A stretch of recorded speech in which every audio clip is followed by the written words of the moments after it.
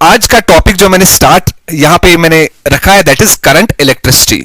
So current electricity से मैं एक टॉपिक मैंने चूज किया है that is drift velocity. First of all I should write the topic here, drift velocity.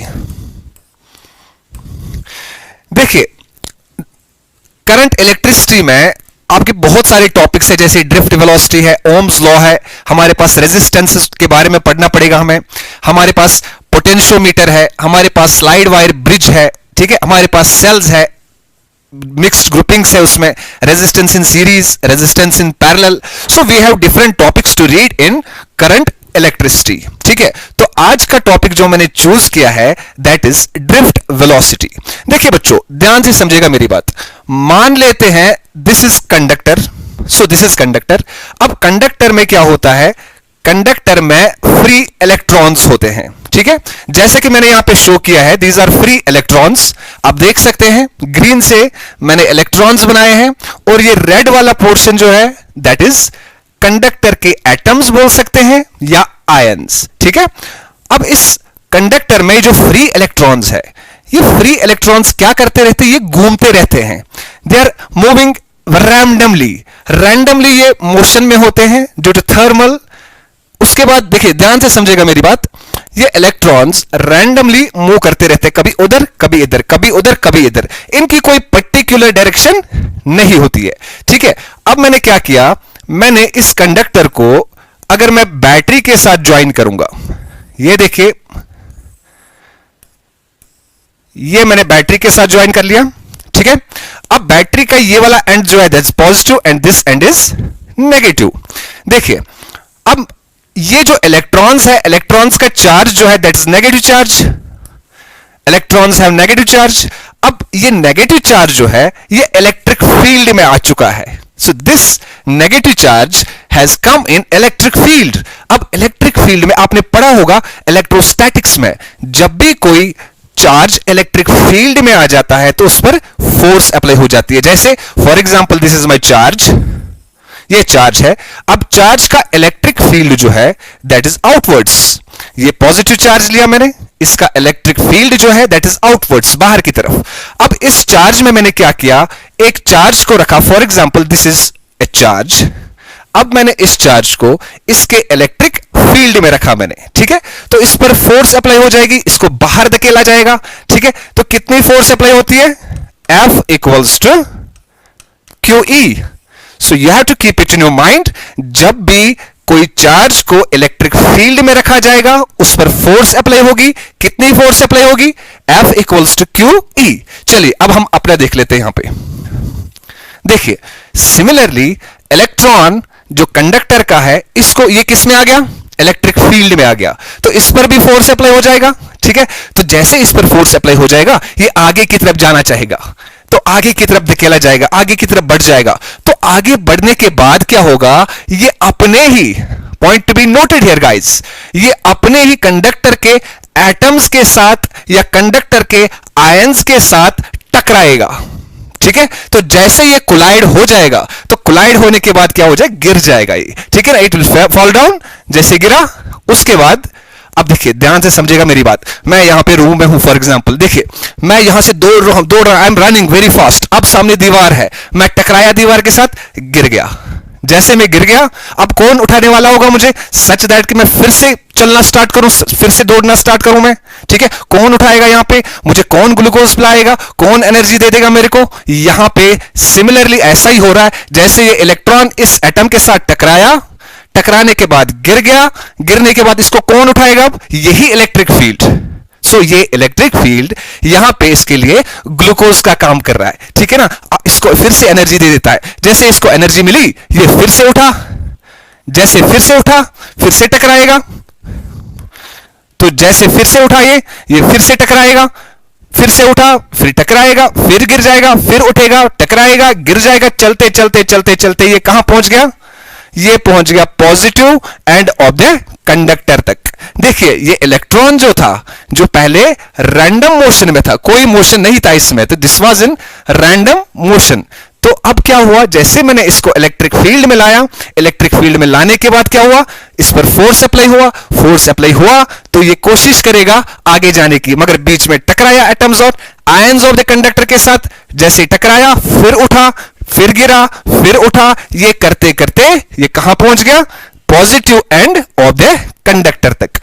अब point to be noted here, किस velocity से ये इलेक्ट्रॉन इस एंड से इस एंड तक चला गया, ध्यान से समझेगा, ये इलेक्ट्रॉन किस वेलोसिटी से इस एंड से इस एंड तक पहुंच गया, that velocity is called drift velocity. So अगर अब इसको इंग्लिश में ट्रांसलेट कर देंगे, the velocity with which a free electron gets drifted towards the positive end of the conductor, that velocity is called drift velocity। अब देखिए, ध्यान से समझिएगा मेरी बात। अब इसका एक्सप्रेशन देख लेते हैं वेरी फास्ट, इसका जल्दी जल्दी एक्सप्रेशन देख लेते हैं।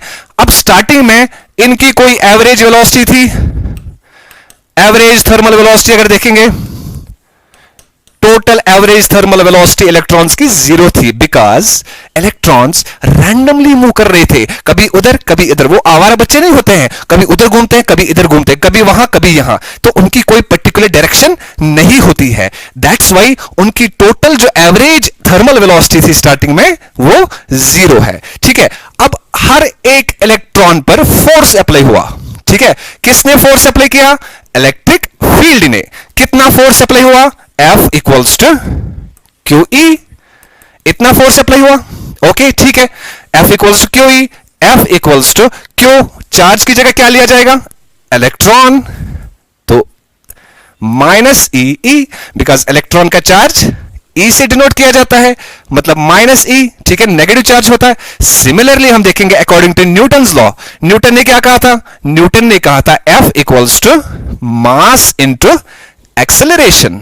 ठीक है, तो मास इंटू एक्सेलरेशन, हमारे पास दो वैल्यूज आ गई, F equals to E, F equals to ma। तो मैं लिख सकता हूं देयरफॉर, देखो from first and second left side same है, तो देयरफॉर राइट साइड भी सेम होगा।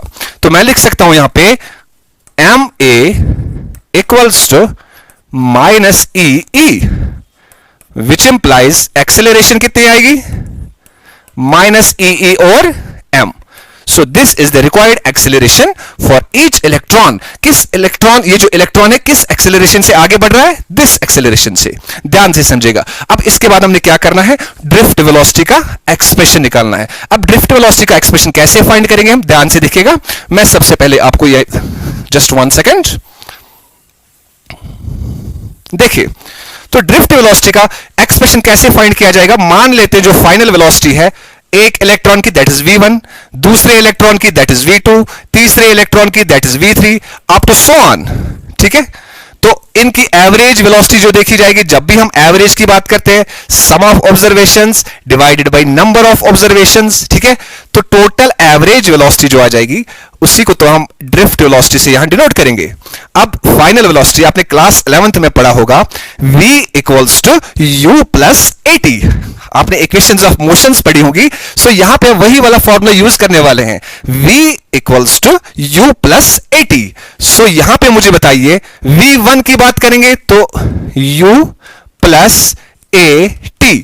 अब देखिए, मैं v1 की बात कर रहा हूं तो u1 और at1, because acceleration is same, तो प्लस v2 की बात करूंगा तो u2 plus at2 so on divided by n, which is equal to, अब u1 plus u2 plus u3, इन सब को ऐड कर लीजिए एक जगह, प्लस अब क्या बचा हमारे पास, 81, 82, 83, सब में से एक को कॉमन निकाल लीजिए, t1 plus t2 plus t3 plus so on.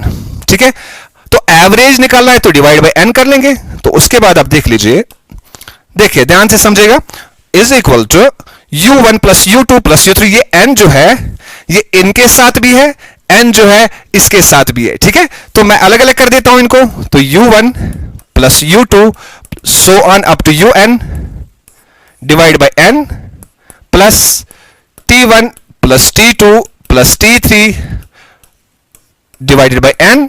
अब इसकी वैल्यू तो हम पहले से ही जानते हैं, that is zero. Average thermal velocity जो होती है जीरो होती है, बिकॉज इलेक्ट्रॉन्स रैंडमली मूव कर रहे थे, ठीक है। तो अब प्लस, अब बचा ए, सॉरी यहां पे ए भी है, तो ए की वैल्यू क्या थी हमारे पास, अब मैं इसको रब कर सकता हूं, देखिए ए की वैल्यू क्या थी, माइनस ई अपॉन एम। अब जो T1 T2 T3 T4 जो है टोटल है, इसको डिनोट करेंगे टाउ से। What is tau? Tau is the relaxation time. देखिए ध्यान से समझिएगा, जब ये इलेक्ट्रॉन टकराया था इसके साथ, उसके बाद गिरा था, फिर से उठा था, फिर दूसरे एटम के साथ टकराया था या दूसरे आयन के साथ टकराया था, ठीक है। तो दो सक्सेसिव कोलिजन्स में, पॉइंट टू बी नोटेड, दो सक्सेसिव कोलिजन्स में जो इसने आराम फरमाया, थोड़ा रेस्ट किया, ठीक है ना, दो सक्सेसिव कोलिजन्स के बीच में थोड़ा सा रेस्ट किया इसने, that rest time is known as relaxation time. So हमारे पास जो ड्रिफ्ट वेलोसिटी का एक्सप्रेशन आया, Vd equals to minus E tau over M. So this is the required expression for drift velocity. Now, अब आपको समझ आया होगा drift velocity क्या होती है? The velocity with which the free electrons of an atom get drifted towards the positive end of the conductor. Thank you so much.